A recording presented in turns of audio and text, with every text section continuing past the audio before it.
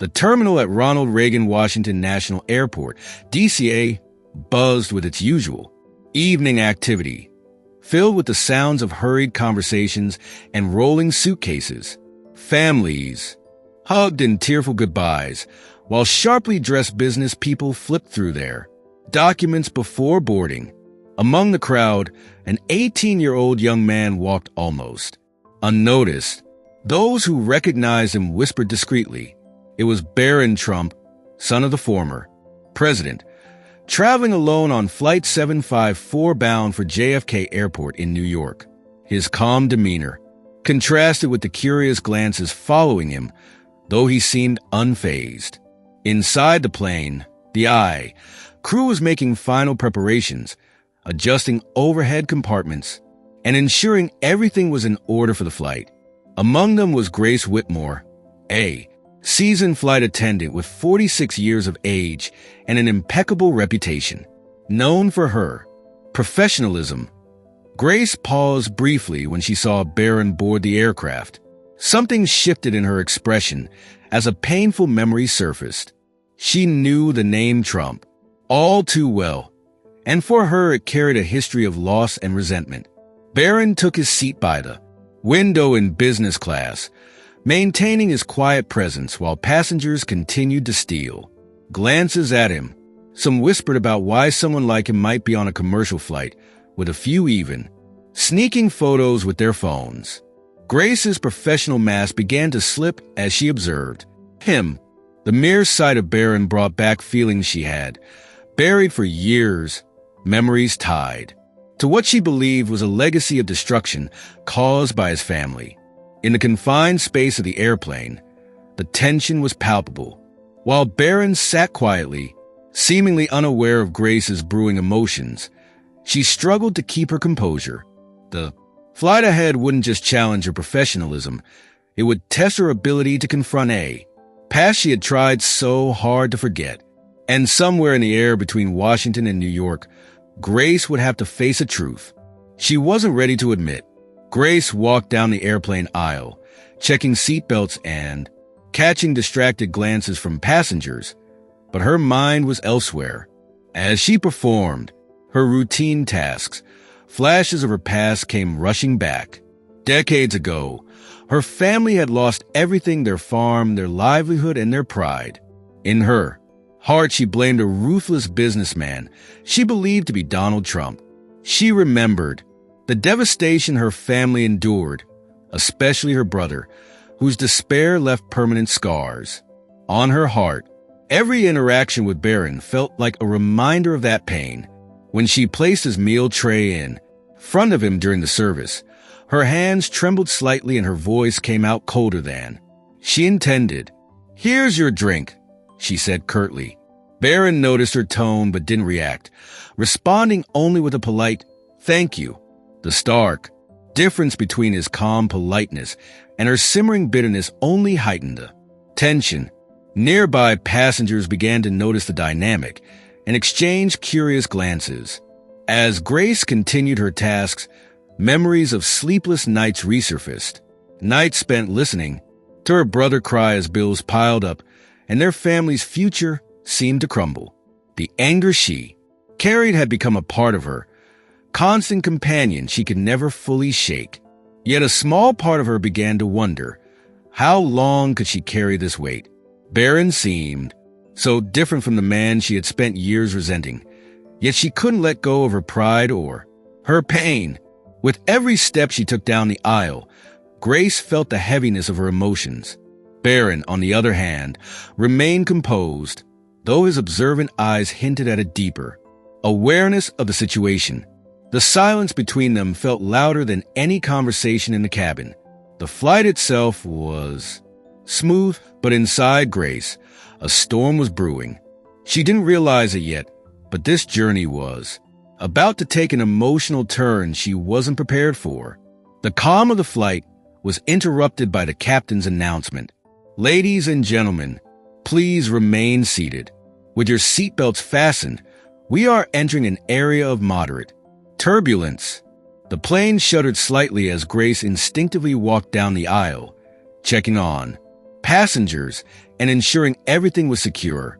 Although she moved with professional confidence, her thoughts were far from steady. The proximity of Barron and the emotions he stirred within her created a tension she couldn't ignore. Each jolt of the plane seemed to mirror the turmoil inside her. Passengers reacted differently to the turbulence. An elderly woman near Barron gripped her armrest tightly, her knuckles white with fear.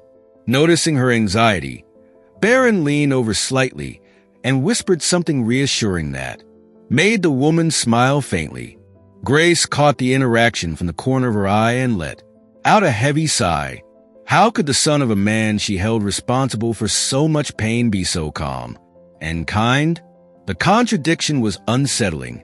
Back in the galley, Grace tried to collect herself. She overheard fragments of hushed conversations among the passengers. Do you think she's treating him like that because of who he is? One man whispered. Another replied, well, he's handling it better than most people would. Their words struck Grace like a mirror held to her own behavior. She hated how transparent her feelings had become, but the truth was impossible to deny. Her anger was showing, and it was creating a spectacle. As the turbulence subsided, the plane settled into a smooth rhythm, but Grace's emotions were far from calm. She glanced at Barron, who was now quietly reading on his tablet, seemingly unbothered by the judgment around him. His composure only deepened the conflict within her. Grace knew she couldn't keep running from her feelings forever. Something inside her was beginning to shift, as if the calm after the turbulence was merely the prelude to a storm she couldn't avoid. Grace couldn't hold back any longer. As she approached Barron with the coffee tray, her emotions boiled over. Do you have any idea what your family has done to people like mine? The words slipped out sharp and bitter before she could stop them. The atmosphere in the cabin shifted instantly. Passengers turned their heads toward the exchange, their curiosity piqued by the sudden tension. Grace stood there, her professional demeanor cracked, as if she were confronting decades of pain in that single moment. Barron looked up at her, surprised but not defensive. His voice was calm, almost gentle. No, I don't. But maybe you can tell me, he replied, his sincerity disarming her. For a moment, Grace faltered, caught off guard by his response. She had expected arrogance, maybe even denial, but not this. Instead of continuing the conversation, she stepped back, retreating to the galley, her mind racing. The walls she had built around her seemed to tremble under the weight of his words. In the galley, Grace felt her heart pounding. What are you doing, Grace? She whispered to herself. The memories came flooding back. Her brothers, despair, the bills they couldn't pay, the farm they lost. The image of Donald Trump loomed in her mind, the symbol of everything she believed had destroyed her family. And yet, something about Barron's calm demeanor unsettled her. Could it be possible that she had misjudged him? The idea felt absurd, but it lingered. Meanwhile, Barron remained in his seat, his expression thoughtful. Passengers around him exchanged hushed comments. Did you hear what she said to him? One murmured, do you think he'll file a complaint? Another asked. The buzz of speculation filled the cabin, but Barron remained quiet, his gaze steady. Grace knew she couldn't avoid the conversation forever, but confronting the truth of her own pain felt like a storm she wasn't ready to face just yet. Back in the galley, Grace finally opened up to a fellow flight attendant. I can't stand pretending around him, she admitted, her voice trembling. His family ruined mine. The bitterness in her tone was evident, but so was a flicker of doubt. Her colleague, who had worked with her for years, gently took her hands. Grace, are you sure? You know the whole story. Sometimes we hold on to pain without understanding everything. The words struck Grace, though she wasn't ready to accept them. Meanwhile, Barron sat quietly in his seat, reflecting on the tense interaction.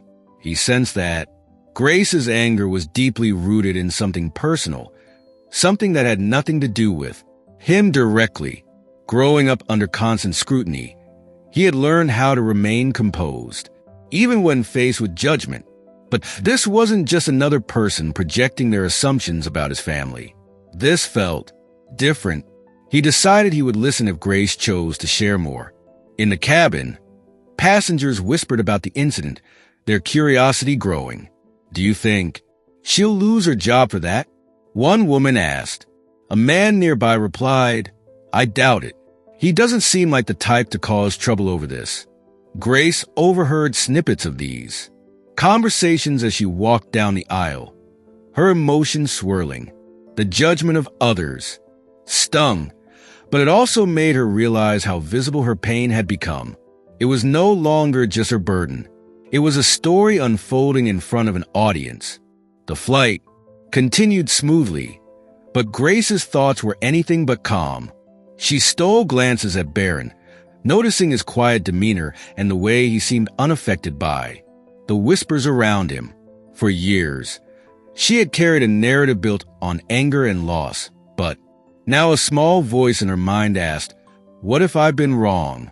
That question, though uncomfortable, planted a seed of doubt she couldn't ignore. Grace finally gathered her courage and approached Barron, this time without the guarded demeanor she had been clinging to. Her voice was hesitant, but she spoke with raw honesty. "I need you to understand why I've been acting this way," she began, her words heavy with years of bottled-up pain. She recounted her family's story, the loss of their farm, her brother's despair, and the man she believed was responsible, Raymond Keller, an intermediary who had represented the Trump organization at the time. Her vulnerability filled the space between them, and the passengers nearby couldn't help but listen in silence. Barron listened carefully, his expression thoughtful. When Grace finished, her voice breaking slightly, he took a deep breath and spoke with a calm clarity. "I'm sorry for everything your family went through, but I think there's more to the story than you've been told." He reached for his tablet, pulling up public records and news articles that documented Keller's actions. As Barron explained, Keller had been sued by the Trump organization for fraud and deceitful practices, including the very deal that had hurt Grace's family. His voice remained gentle as he said, "My family tried to fix some of the damage he caused, but sometimes it was too late." Grace stared at the screen, her eyes wide as she processed the information. Tears welled up as she realized the anger she had carried for so many years had been misdirected. I didn't know," she whispered, her voice barely audible. The weight of her resentment began to lift, replaced by a mix of relief and regret. Barron's understanding demeanor only deepened, her sense of shame, but also her gratitude.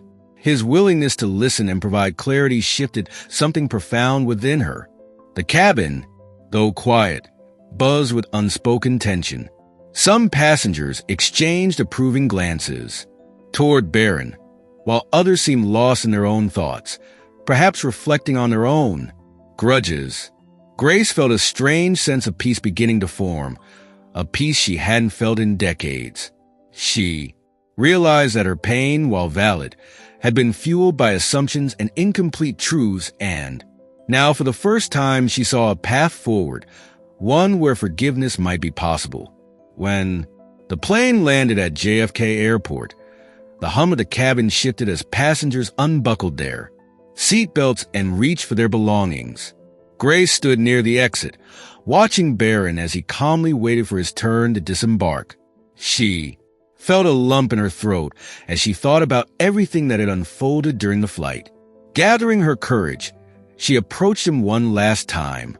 "I don't know how to thank you," she said softly. "I'm sorry for how I treated you. I let my pain blind me." Barron turned to her, his expression kind and understanding.